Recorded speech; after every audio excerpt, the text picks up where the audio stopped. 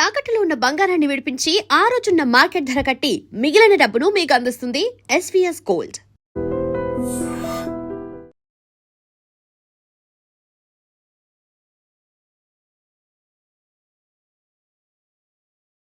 నమస్తే, welcome to I dream talking point with కవిత.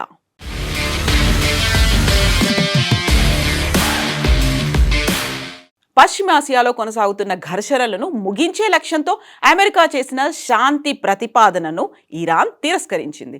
యుద్ధ విరమణ అనేది ఇరాన్ సొంత నిబంధనలు, కాలపరిమితి మేరకే జరుగుతుందని స్పష్టం చేసింది. ఈ మేరకు ఇరాన్కు చెందిన సీనియర్ భద్రతాధికారి బుధవారం ప్రభుత్వ వార్తా సంస్థ ప్రెస్ టీవీకి ఇన్ఫర్మేషన్ని ఇచ్చారు. అమెరికా లేకుంటే డొనాల్డ్ ట్రంప్ అనుకున్నట్టుగా యుద్ధం ముగియదు, కేవలం మా డిమాండ్లను బేస్ చేసుకునే యుద్ధాన్ని ముగిస్తున్నాము అనేటువంటి ఒక మాట. మేము నిర్ణయించుకున్నప్పుడు మా షరతులు, డిమాండ్లు నెరవేరినప్పుడు మాత్రమే యుద్ధాన్ని ముగిస్తాం. అప్పటి వరకు శత్రువులపై దెబ్బ కొట్టాలన్న తమ సంకల్పం అలాగే కొనసాగుతుంది అని ఆ భద్రతా అధికారి పేర్కొన్నారు. వాషింగ్టన్ వివిధ దౌత్య మార్గాల ద్వారా చర్చలు జరుపుతోంది. అయితే అది అతిశయోక్తిగా ఉంది.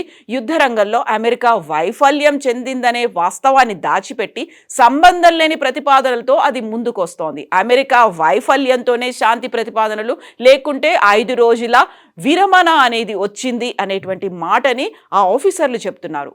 అమెరికా ఒక స్నేహపూర్వక ప్రాంతీయ మధ్యవర్తి ద్వారా చేసిన శాంతి ప్రతిపాదనను ఇరాన్ తిరస్కరించింది. యుద్ధాన్ని ముగియాలంటే ఇరాన్ విధించే 5 నిర్దిష్ట షరతులను అంగీకరించాల్సి ఉందని స్పష్టం చేసింది ఇరాన్. ఇంతకీ ఇరాన్ పెట్టినటువంటి ఆ 5 షరతులు ఏంటి? ఫస్ట్ వన్, శత్రువులు చేసే దురాక్రమణను, హత్యలను పూర్తిగా నిలిపివేయాలి. సెకండ్, ఇస్లామిక్ రిపబ్లిక్ పై యుద్ధాన్ని తిరిగి చేయకుండా చూసేందుకు పటిష్టమైన యంత్రాంగాలను ఏర్పాటు చేయాలి. థర్డ్ వన్, యుద్ధ నష్టాలకు తగిన పరిహారం చెల్లిస్తామని స్పష్టమైనటువంటి హామీ తమకు ఇవ్వాలి. ఫోర్త్ వన్, అన్ని విధాలుగా, అన్ని రంగాల్లో, అన్ని ప్రతిఘటనల బృందాల విషయంలో యుద్ధాన్ని ముగించాలి. ఫిఫ్త్, హర్ముజ్ జలసంధిపై ఇరాన్ సార్వభౌమ హక్కుకు సంబంధించి అంతర్జాతీయ గుర్తింపు హామీలు ఇవ్వాలి. అయితే ఇవి కేవలం 5 అదనపు షరతులు మాత్రమే. ఫిబ్రవరి 28న అమెరికా, ఇజ్రాయెల్ ఇరాన్పై దాడి చేశాయి. దానికి కొద్ది రోజుల ముందుగానే జెనీవాలో జరిగిన 2వ విడత చర్చల సందర్భంగా టెహ్రాన్ చేసిన డిమాండ్లకు ఈ 5 షరతులు అదనం అని ఇరాన్ భద్రతాధికారి చెప్తున్నారు. ఈ షరతులకు అమెరికా, ఇజ్రాయెల్ ఒప్పుకోకపోతే ఇక ఎలాంటి చర్చలు జరగవు అనేటువంటి మాటను ఆ భద్రతా అధికారి చాలా క్లియర్గా చెప్తున్నారు. అంతేకాదు, నిర్దేశిత షరతులు నెరవేరే వరకు ఇరాన్ రక్షణ చర్యలు కొనసాగుతూనే ఉంటాయి అనే మాట చెప్పారు. అంటే డొనాల్డ్ ట్రంప్ చెప్పినట్టుగా 5 రోజుల పాటు విరమణ అనేది ఉంటుంది, ఒక బ్రేక్ ఉంటుంది అని చెప్పినప్పటికీ ఇరాన్ మాత్రం కంటిన్యూస్గా ఫైట్ కొనసాగుతుంది అనే మాటే చెప్తూ ఉంది. యుద్ధం ముగియాలని ఇరాన్ నిర్ణయించుకున్నప్పుడే అది ముగుస్తుంది తప్ప అమెరికా అధ్యక్షుడు డొనాల్డ్ ట్రంప్ దాని ముగింపును కోరుకున్నప్పుడు కాదు అనేటువంటి మాటని ఇరాన్ చాలా క్లియర్గా చెప్తోంది.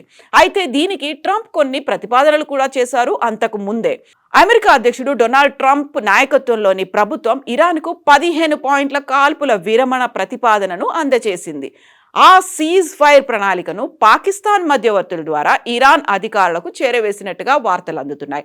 అయితే అమెరికా రక్షణ శాఖ అయినటువంటి పెంటగాన్ మాత్రం తమ సైనిక చర్యలను కొనసాగిస్తూనే ఉంది అనేటువంటి వార్తలు, విజువల్స్ కూడా కనిపిస్తున్నాయి. ఇప్పటికే పశ్చిమాసియాలో సుమారు 50,000 మంది అమెరికా సైనికులు ఉన్న నేపథ్యంలో అదనంగా కనీసం 10,000 మంది సైనికులను పంపేందుకు సన్నాహాలు కూడా జరుగుతున్నాయి.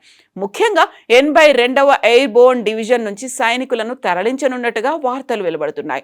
అదేవిధంగా 2 మెరైన్ ఎక్స్పిడిషనరీ యూనిట్స్ ను కూడా పంపించే ప్రక్రియలో అమెరికా ఉంది. దీని ద్వారా మరో 5,000 మంది మెరైన్లు, వేలాది నౌకాదళ సిబ్బంది పశ్చిమాసియా ప్రాంతానికి చేరుకోనున్నారు.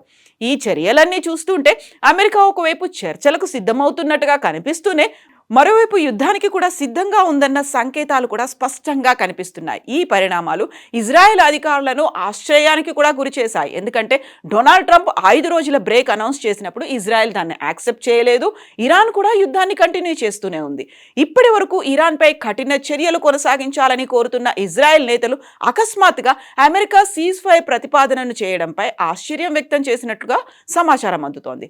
అమెరికా నిర్ణయాలు ముందుగా తెలియకపోవడం కూడా వారికి అసహ్యం అసహనంగా మారినట్టుగా తెలుస్తోంది.